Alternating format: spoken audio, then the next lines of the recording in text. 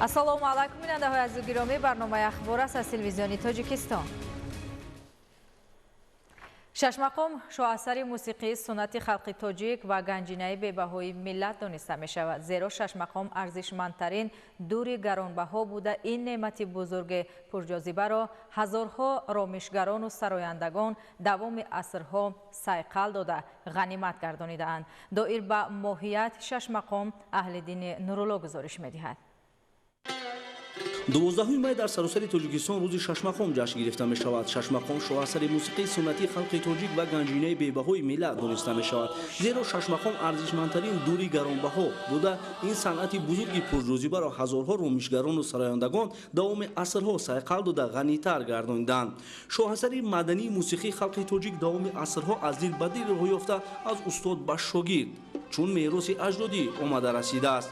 ин мероси мусиқии суннатии тоҷик давоми солҳои зиёд чун асари силсилавии шаклан мураккаб вале дорои хусусияти касбӣ рушду мукаммал мегардид ва аз насл ба насл ба таври шифоҳӣ дар шакли анъанаи зинда тавассути низоми суннатии устоду шогирд интиқол ёфтааст. дар роҳи нигаҳдории ин ганҷинаи бебаҳо устодони барҷастаи тоҷик нақши назаррас гузоштанд. инак рӯз то рӯз садову навои ин шоҳкории ҷовидона ба дарди мардум пайваст гашта зиндагии мардумро тараннум менамояд ва насли ҷавон ба он бештар рӯ меорад. тавре ки аз ҳузури сулҳу ваҳдати миллӣ пешвои миллат президенти ҷумҳурии Тоҷикистон муҳтарам Эмомалӣ Раҳмон иброз намуданд. фарҳанги миллии мо заминаҳои устувор дошта ба таъриху анъанаҳои қадимӣ гуногунрангию хусусиятҳои хоси худ аз ҷумла осори хати нодир, мусаввараҳои камназир, мусиқии шашмақом ва фалак ва садҳо дастовардҳою падидаҳои дигари ҳунару адаб имрӯз дар ҷаҳон машҳур аст. 12 майи соли 2000 пешвои миллат президенти ҷумҳурии Тоҷикистон муҳтарам Эмомалӣ Раҳмон барои рушди минбаъдаи санъати шашмақом ба ансамбли шашмақоми ба номи Фазлиддин Шаҳобови кумитаи телевизион ва радиои назди ҳукумати ҷумҳурии Тоҷикистон мақоми давлатӣ доданд. ҳамзамон 7 ноябри соли 2003 бахши фарҳангии созмони милали муттаҳид ЮНЕСКО шашмақомро шоҳкории бузурги мусиқии ҷаҳонӣ ва ёдгории маънавии инсоният эълон намуд.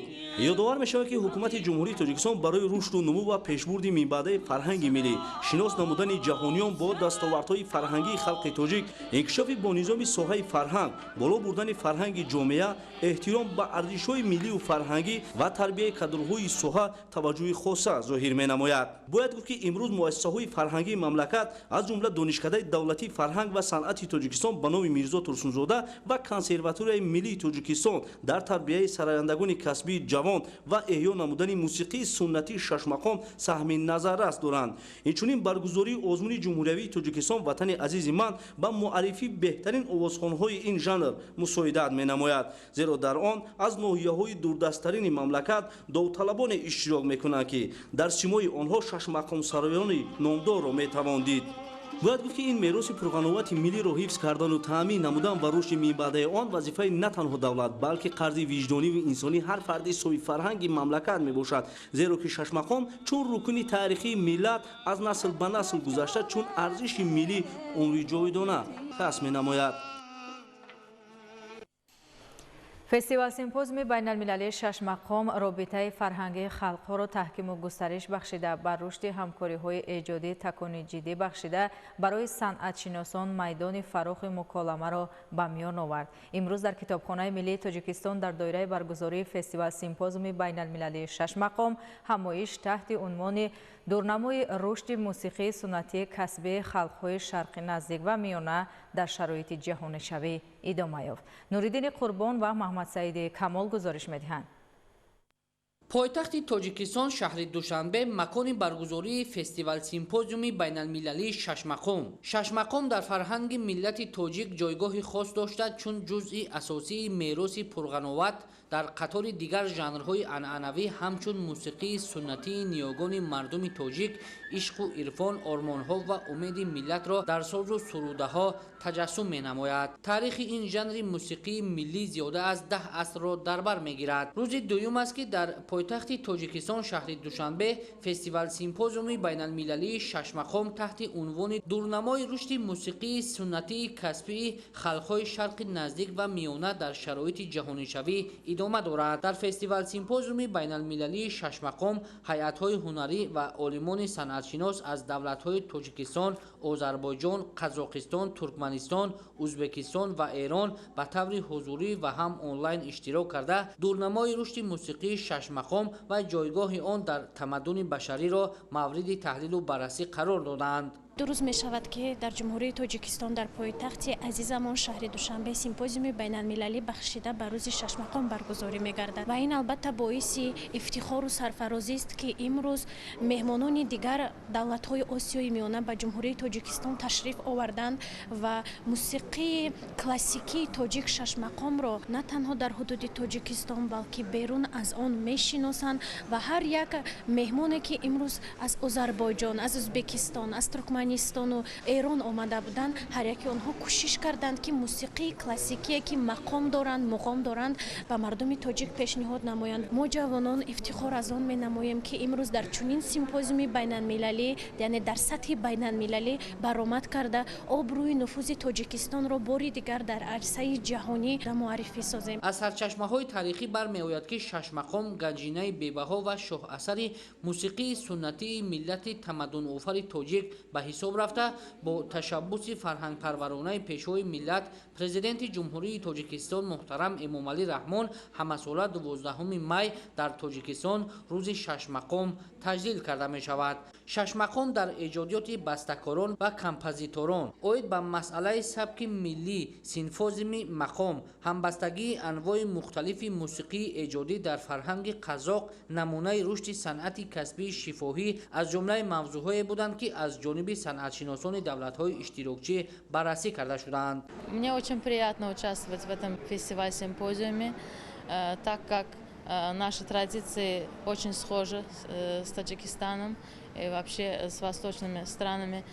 Шашмақом и азербайджанский мугам очень тесно связаны друг с другом. Наши традиции схожи, и обмен наших традиций и углубление в науку, совместное углубление в нашу науку и мугам очень важно в дальнейшем развитии нашей культуры и нашей науки. В эти дни мы очень тесно были связаны и взаимодейственны в этом процессе.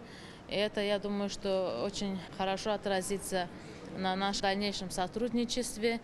И я надеюсь, что каждый ученый внесет свой вклад в это искусство. таъкид карда шуд ки ин мусиқиро дар ҷумҳурии Тоҷикистон шашмақом, дар Озарбойҷон муған, дар Узбекистон мақом ва дар Эрон дастгоҳ ном мебаранд. Шашмақомро шоҳкории фарҳанги мусиқии ҷаҳонӣ низ мегӯянд. бо ташаббуси ҳукумати ҷумҳурии Тоҷикистон ва вазорати фарҳанги ҷумҳурии Тоҷикистон дар ҷумҳурии мо фестивал симпозиуми байналмилалии шашмақом با اشتراک نمایندگان داخل و خارج کشور از جمله جمهوری‌های آذربایجان، ترکمنستان، قزاقستان، ازبکستان، ایران و کشور میزبان تاجیکستان برگزار گردیده ایستاده است که این از رشد موسیقی سنتی ششمقام در جمهوری ما دلالت میکند. با برگزاری چنین فستیوال سیمپوزیوم‌های بین‌المللی آن رسالتی که در نزد اهل فرهنگ جمهوری تاجیکستان ایستاده است، ما این رسالت را اجرا نموده ایستاده ایم. در دایره فستیوال سیمپوزیوم بین‌المللی ششمقام می‌چنین در کتابخانه ملی تاجیکستان کنفرانس بین‌المللی دورنمای رشد موسیقی سنتی خلق‌های شرق نزدیک و میانه در شرایط جهانی شوی برگزار گردیده ایستاده است که در این کنفرانس بین‌المللی عالمان ساخت در دایره و موضوع پهلوهای گوناگون این ژانر موسیقی سنتی خلق تاجیک معروضه‌های خود را ارائه نموده ایستادند. اشتراکچیان در موضوعهای راههای استفاده نمونه‌های موسیقی سنتی تاجیک در ایجادات کمپوزیتوران تاجیکستان، بعضی جنبه‌های استفاده عنصرهای میراث موسیقی در اپرا بالت مقام عشق فیروزبهار و غیره معروضه کرده، بار دیگر از تاریخ پیدایش، تشکل و نقش این شاه اثر در فرهنگ و تمدن جهان ابراز اندیشه کردند. باید گفت که فستیوال سیمپوزیوم بین‌المللی ششمقام در پایتخت تاجیکستان شهر دوشنبه تا روز 14 می سال 2024 ادامه یافته از جانب صنعتشناسان مهمترین مسئله ها مورد تحلیل و بررسی قرار داده می شود. نوریدین قربان، محمد سعیدی کمال، بهادر حسن زاده برای برنامه اخبار.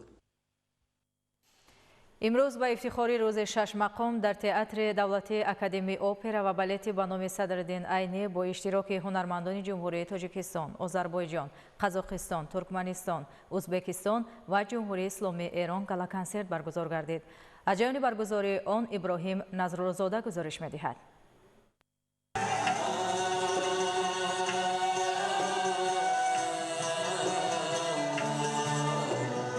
шашмақом чун ҷузъи асосии мероси фарҳангии мусиқии халқи тоҷик дар қатори жанрҳои анъанавии роғ, фалак, даргилик дар фарҳанги мусиқии имрӯзаи тоҷикистон мавқеи баланд дошта, ҳамчун мусиқии суннатии ниёгони мардуми тоҷик ишқу ирфон, ормонҳо ва умеди миллатро дар созу сурудаҳо таҷассум менамояд. имрӯз 12 май ба ифтихори рӯзи шашмақом дар театри давлатии академии опера ва балети ба номи Садриддин Айнӣ бо иштироки ҳунармандони ҷумҳурии Тоҷикистон, Озарбойҷон, Қазоқистон, Туркманистон, Узбекистон ва ҷумҳурии исломии Эрон гала-консерт баргузор гардид. ин мусиқиро дар ҷумҳурии Тоҷикистон шашмақом, дар ҷумҳурии Озарбойҷон муған, дар ҷумҳурии Узбекистон мақом, дар ҷумҳурии исломии Эрон дастгоҳ ва уйғурҳо муған ном мебаранд. Здравствуйте, меня зовут Жумадулаева Аялым. Я приехала из Казахстана с ансамблем «Клансас».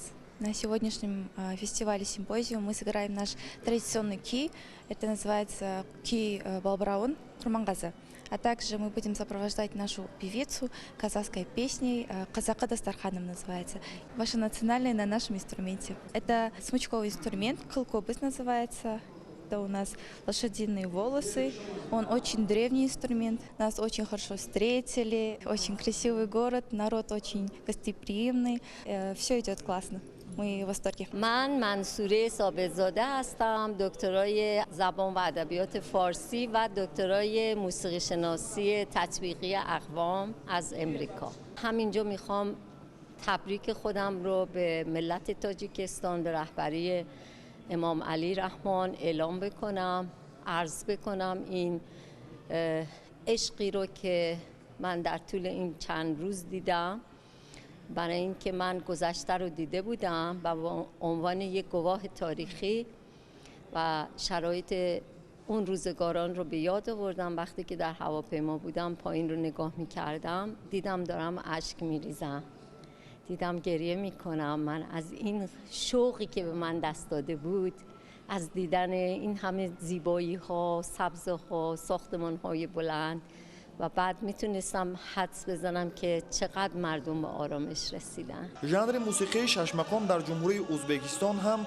مثل جمهوری تاجیکستان با زبانهای تاجیکی و ازبکی اجرا کرده می شود. در هندوستان ژانر با نام رگ است که آن با موسیقی کلاسیکی ششمقام و فلک مانند بوده موسیقی خلقی آنها به شمار می رود. از این رو ششمقام را شاهکاری فرهنگ موسیقی جهانی نیز می گویند. با تشبث جمهوری تاجیکستان و ازبکستان این شاهکاری نیاگان با فهرست یونسکو پیشنهاد گردید. 7 نوامبر سال 2003 بخش فرهنگی سازمان ملل متحد یونسکو ششمقام را شاهکاری بزرگ موسیقی جهانی و یادگاری معنوی انسانیت نمود.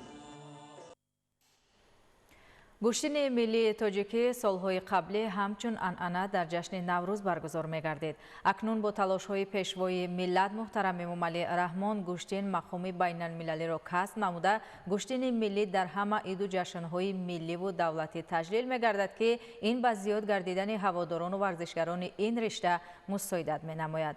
در ورزشگاه مرکزی ناحیه دنغره مسابقه بین‌المللی گوشتین ملی در سطح بلند برگزار گردید که در آن نزدیک 200 نفر ورزشگران اشتراک فعالانه نمودند. گزارش صلاح‌الدین نعمت. дар варзишгоҳи марказии ноҳияи данғара мусобиқаи кушоди анъанавӣ оид ба гӯштингирӣ дар вазнҳои 65, 86 ва ҷамъи 86 килограмм баргузор гардид. дар ин мусобиқаи бошукӯҳ паҳлавонону ихлосмандони ин риштаи варзиш аз дохил ва хориҷи кишвар фаъолона ширкат намуда, миёни ҳам қуввозмоӣ намуданд. дар ин майдони кушоду хушбоду ҳаво барои тамошои ҷараёни мусобиқа ҳазорҳо нафар ҳаводорони гӯштин ҷамъ омада буданд.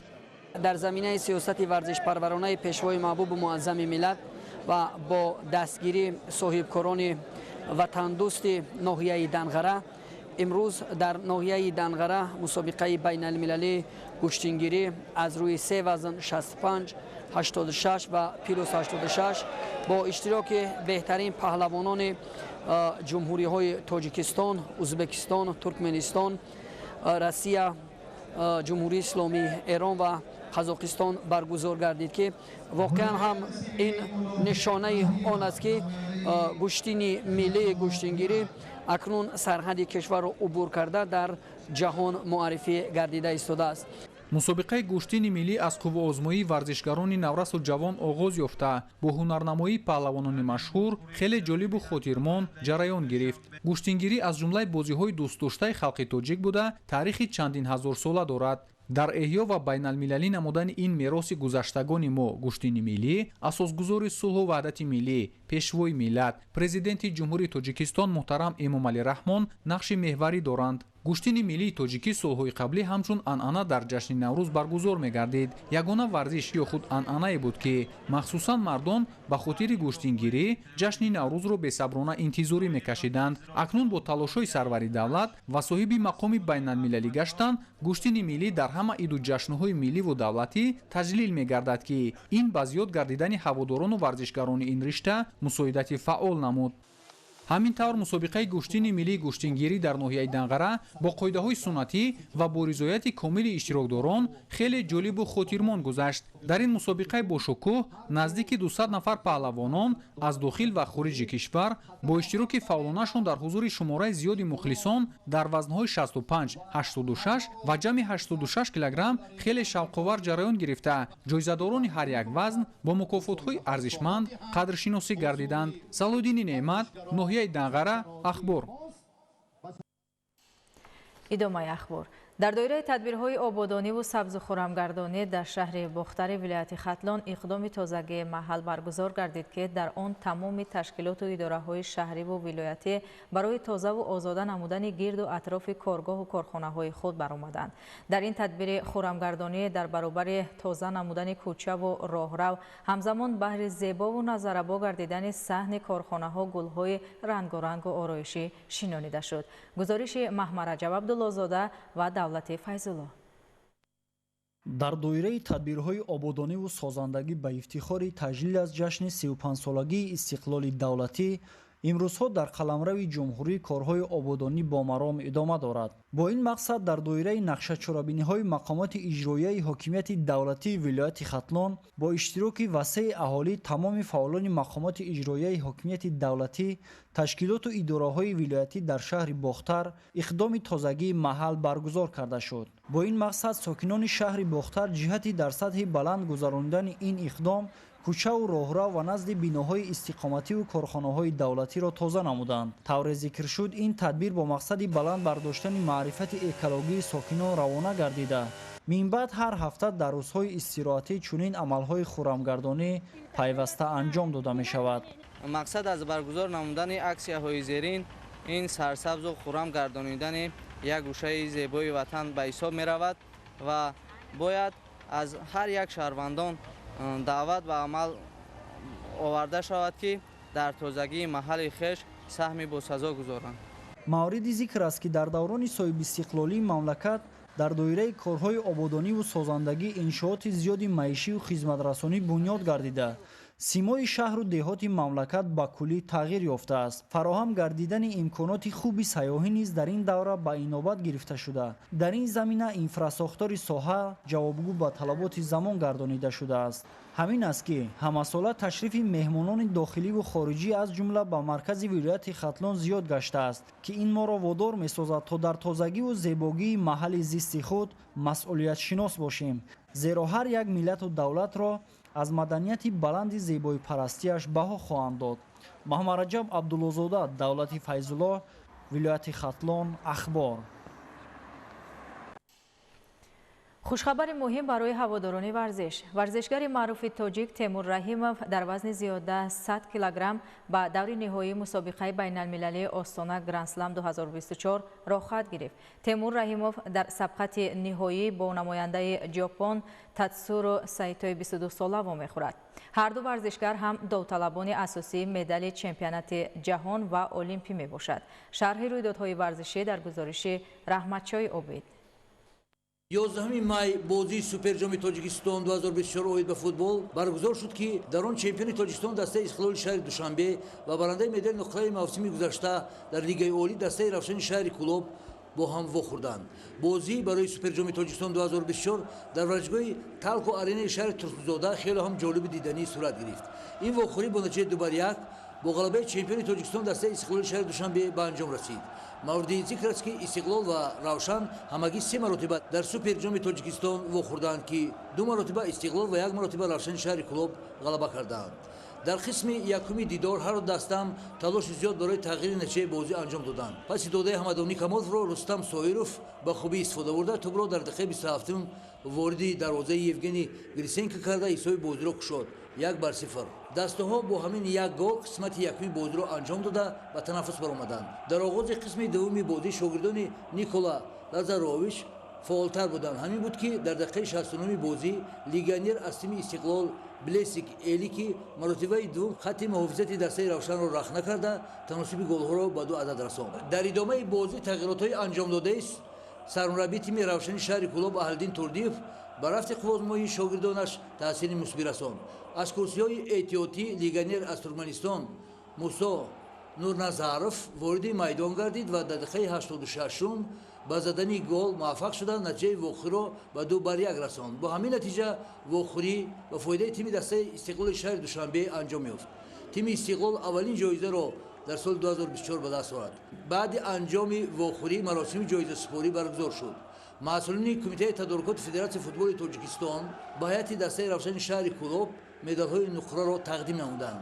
ҷоизаи беҳтарин бозингари суперҷоми тоҷикистон дарвозабони тими истиқлоли шаҳри душанбе Рустам Ятимов гардид. ба ҳайати дастаи истиқлоли шаҳри душанбе суперҷом ва медалҳои тилло дар фазои тантанавӣ супурда шуд. мавриди ёдоварист ки дастаи истиқлол бори 13-ум барандаи суперҷоми тоҷикистон мегардад. бинандаҳои гиромӣ, чунин буданд хабарҳои барои ин соат омода шуда. саломат бошед.